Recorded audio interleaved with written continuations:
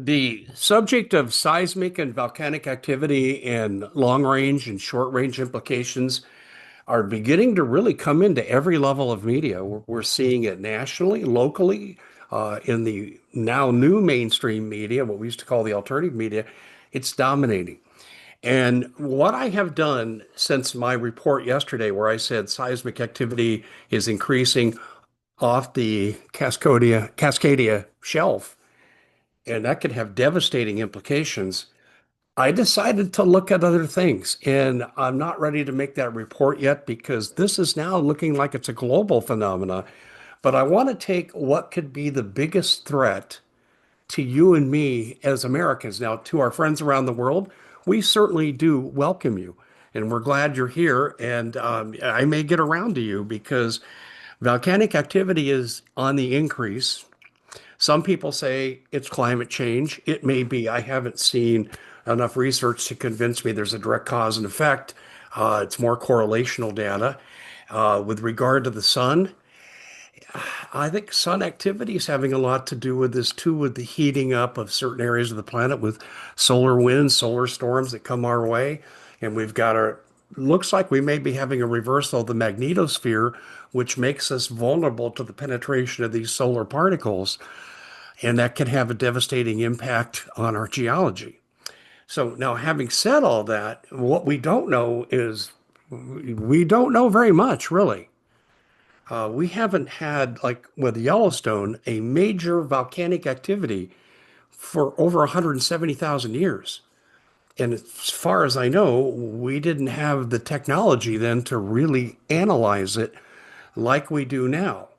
And then some people will say, well, Dave, is there anything that we can do about this? Because I know I've been saying the way that you can tell disinfo infiltrators into our side of the media is when they try to depress you over and over and over, and they never give you any reasonable means to correct a situation. I'm going to be guilty of that here because right now, as far as I know, there's nothing that we can do or very minimally do to affect any of this except to be prepared. And if we see warning signs, to take defensive action. But if you're near a major metropolitan area, it's like if the Oroville Dam broke, just for example, you got less than an hour. That water's coming at you at 70 miles an hour. You can't evacuate a metropolitan area like that. And the same thing would hold true here. Fortunately, in Hawaii, where this is now happening, fortunately, on Mount Etna, where this is happening, and just about ready to happen in Alaska, you don't have a huge impact on major metropolitan areas. Alaska may be a slight exception to that, but we have a big problem that's brewing. And so, what I wanted to do here was to isolate what I think, again, is the single biggest threat to America. And it's a global threat too, primarily America. And I wanted to talk about potential implications. There are some slight suggestions I can make. Oh, no, we can't stop it. But your preparation for it, unless you're living in ground zero, as you'll see, you can do some things to mitigate some of the issues. And I'll be invoking an old familiar mantra that you've heard me say many times before as a means to prepare to deal with this. Now, having said all that, lengthy introduction, I should introduce myself if this is your first time here. My name is Dave Hodges. I am the host of the Common Sense Show. We are the show that is freeing America one enslaved mind at a time. And this is not going to be a chicken little, the sky is falling, but there are substantial threats. So, what I have done in this story is I've gone from the not so good, not so good at all, to the bad, and to the really ugly. I've divided up into three categories because we don't know what form a Yellowstone volcanic activity will take. As I said, the last major one was 170,000 years ago. Although there's signs that this might be worse because there are multiple magna caps that we've now discovered, and that's not good. We are brought to you by the three pack, the magic pack, as I call it. We'll be talking about lung difficulties coming up here in this story, but I had a big one last year. This is the Nanosoma spray. And, I got really sick and God, who knows why, but I had RSV, pneumonia, got through the pneumonia okay. 3 days, antibiotic steroids, pretty good. But the RSV worsened over time. And by the time I got to see a real expert, a really good pulmonologist who I know, he said, Dave, this ain't good. And I don't think those strip lung linings are coming back. And you're in some trouble because we may have to do some serious mitigations, meaning oxygen and stuff. Well, this right here, reverse. I couldn't walk up a flight of stairs. 2 weeks after taking this, there's no limit on how much you can take. I was up those flight of stairs. Now, here's the deal. This doesn't cure anything. It just raises your immune system in ways that you can see at iwantmyhealthback.com/Dave Hodges. I want to add in this very quickly too. As I began to get aggressive in my attempted personal rehab, and with the help of the Almighty and using this to rub on joints that were essentially bone on bone, I'm doing things now I haven't done in 26 years. It's a miracle story for me. It really is. I owe these products my life. And then there's the vanity product, fine lines, wrinkles, but you notice I got a real serious cut here. And it probably required 8, 10 stitches. But I didn't want to go sit for 6 hours in emergency room, and I decided I would start using this and I would cover it just for protection purposes. While the wound closes, it's closing. I'm probably a couple, 3 weeks away from not having to wear protection. But these three are incredible. 15% off. Go to iwantmyhealthback.com/Dave Hodges. Remember, the 3-pack is available for 15% off. iwantmyhealthback.com/Dave Hodges. Do you know what you're looking at here? No, it's not the outlying regions of London and you're seeing the fog. That's not what it is. Let's go ahead and we'll just let this run. But look at this rising steam here and the resulting liquid that you see on the surface. Well, you probably have an idea now based on the introduction. This is it overlays a large magma cap, and we're seeing substantial activity. Well, not a full-blown eruption, but we're seeing seismic disturbance with the release of pressure. And the lava tubes here run in such a way that the lava can actually go uphill. So you see surrounding hills. There's an eruption at this site. It's going to involve the surrounding region. This is from the USGS. This is very substantial. And this is in the Yellowstone area, and there are multiple of these around that whole region. And if there's the big one, and I think we need to start excuse me, if there's the big one here, ladies and gentlemen, we absolutely need,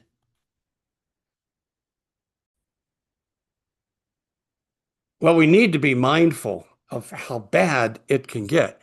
But I don't want to be just spreading, fear porn here. So what I want to do is making sure I give you, as I said in the intro, three broad ways to look at what a major eruption could look like. Moving into the next phase of this report, I'm going to hit it from four different directions. One will be a brief review of what we showed you yesterday about how serious the Cascadia situation is. I think in terms of land mass and population coverage, this is the number 2 threat in America. I think Yellowstone is clearly number 1. But very quickly, what I showed you yesterday was you've got a collision of one plate moving under another, the Juan de Fuca and the Pacific plate, and then a new discovery coming out off of the San Andreas Fault with a left turn, the North American plate. And we don't know how that's going to interact with all this. But if one plate displaces another, this will excite the ground, seismic major volcanic activity. Maybe you might even have 8 and 9 degree. Well, this is scary. Earthquakes. Your tsunamis would be phenomenal in this. Anyone near the coast, inland to some degree. Seattle could be at risk. Portland is at risk. Now they're saying right here, there's your danger zone. But that was yesterday's discovery. Okay. Um, and then I started to research a little bit more about, we seem to be getting a lot of reports about volcanoes. And yeah, it's a global phenomenon now. And like I said, I'm preparing a report on that. But let's go down to the not so good report. This is going to go from not so good to really, really bad for the United States. So if you had a major eruption, this is a common theme here with people that say, okay, unless we just have a few little bumps and no big deal, and they're just kidding, and it's not going to really go off that big, and all the magma plates pretty much will stay in effect. But if they all go, here's what you most often see from people with their projections.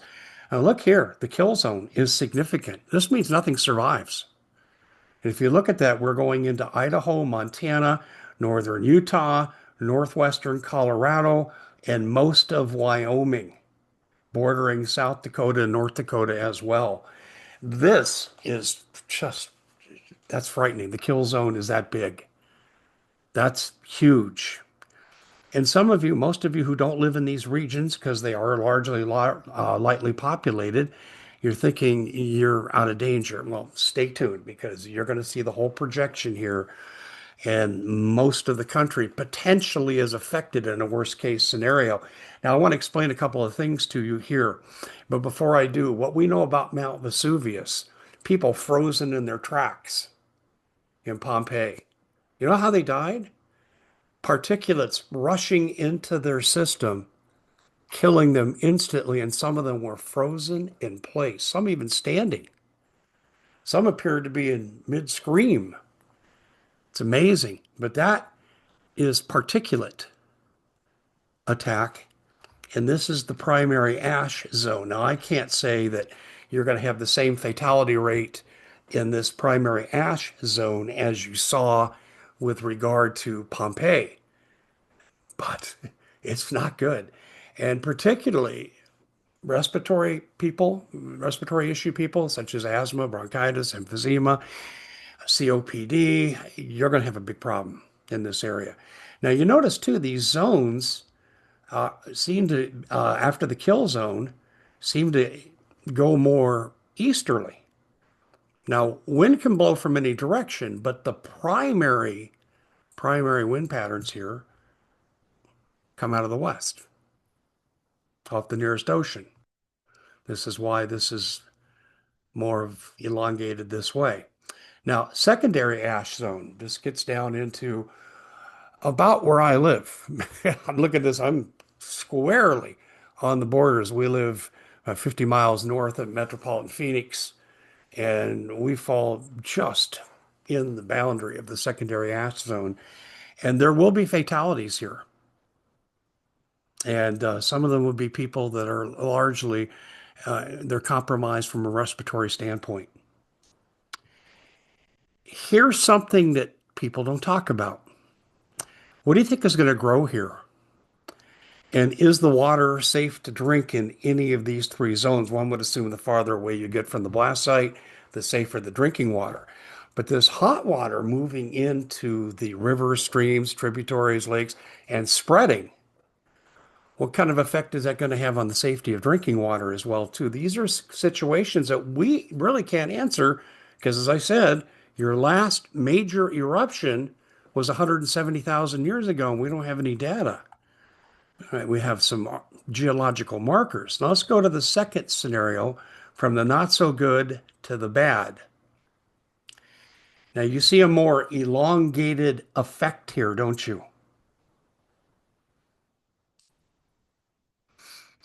Look at this. You have your kill zone on the interior there. You obviously have the primary ash zone, but then you have a tertiary ash zone here in the brown. Um, and this is expanded now into California. It's pretty amazing, isn't it?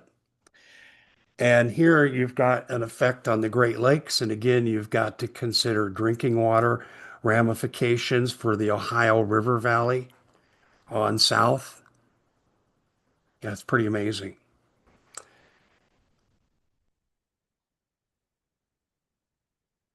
Here's the one that really gets your attention. This accounts for more of the primary wind direction influence here. And this map doesn't clearly delineate the blast zone because they weren't sure. They think it's in this circle here. Okay. And then the primary ash zone would lie just outside. But here's the tertiary. But look at this, all the Great Lakes pretty much, except for Lake Erie. You look at this, look what's covered. It's all into Mexico. It's significantly up into Canada, and it stretches as far east as the East Coast. It spares New York City. These are devastating effects. And this affects about 85% of the country. What's interesting here, let me flash back up here. Do you see the difference? Interesting. And I want to point out this too. Alaska, 80 miles from Anchorage, a major volcano, they say is going to go this year, anytime. And you've got huge volcanic activity on the island of Hawaii, Kilauea. So you even have our two states. But this is the worst case scenario right here. Now, again, there's a global implication. There's a fourth scenario, and I don't need to project this. If the blast were to be big enough and it were to trigger other blasts, and it could. And by the way, why am I so concerned about Yellowstone? I think this is the point I should put this in before I talk about the fourth scenario here with the global implications. But massive seismic activity in Idaho, 3.5 to 4.0, but it's persistent and it comes right out of the Yellowstone system. This could be the chest pains before the heart attack. So when we take a look at this and we go into scenario four, if this eruption were big enough and if it triggered other eruptions, or as it appears around the planet, there's a lot going on with volcanoes, and some of the areas are going to shock you when I end up presenting this report probably on Monday. But we could have so much ejection of material that we get nuclear winter in the atmosphere. And the very worst case scenario says you can't grow anything for a year or two. Now, it's a projection because we don't know. We think that's what happened with asteroid strike in the Yucatan that wiped out the dinosaurs, that they had their form of nuclear winter, where if you had nuclear war, this is why they call it nuclear winter, the effect would be the same. The particulates block the sun and nothing grows. Pretty scary, scary stuff. Now, I don't know what's going to happen here. I don't have a crystal ball. In fact, I should probably ask Sarah's remote viewers what they're seeing, but I don't know. But here's what I will tell you. Let's assume you're outside the immediate danger and you survive, but food becomes an issue. You're going to have massive civil unrest and food riots. That's dangerous. You better have a food and water supply. If you don't, you're playing with your life. And you better have a way to protect it. So this is what I like to tell people. Food, water, guns, gold, ammo, natural medicine, and tools. And now we don't want to be violent, but self-defense is biblical, it's legal, and you need to be prepared. And you need to partner with a few people in your area that can help you protect what's yours. And if you're in a major urban area, I hope that you have a place that you can bug out to, and you still have the transportation to do so. Now, there are things you can do to prepare to survive the aftermath. Now, I'll talk to you about when I do the global presentation. Is there anything that can be done on a global scale other than what I just mentioned? And I would say not yet. How far along we are to be able to mitigate this, I can't tell you because the government has a lot of secrets with technology. And I've kind of given you a hint, but I'm going to draw heavily on famed physicist Michio Kaku when we do this report. But I'm going to save that for later. So right now, you can do your best towards preparing for what's coming. We do offer storable food here. It's one of the things you can get from us through My Patriot Supply, and 25-year shelf life. They've got lots of great sales, variety of foods, so you don't get sick of eating the same thing. And we've tried it for a few days. It tastes great. You can live on this. I recommend that you hide a lot of it when you get it in case you're ransacked. Your life is spared. They leave and you pull out your food from hiding, and you better get good at it because if the worst case scenario happens, you need to be prepared. But anyway, go to preparewithdave.com. That's preparewithdave.com. And we can get you the best that's available with storable food. We don't do anything with firearms. We don't do anything yet with water filtration.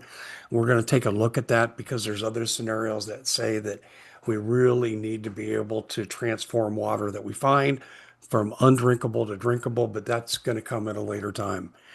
Anyway, I wish the news was better, but these are the times that we live in right now. I'm not going to say we're moving towards a tribulation that's mentioned in the Bible, 7 years, 3.5 years of rescue and 3.5 years of hell on earth.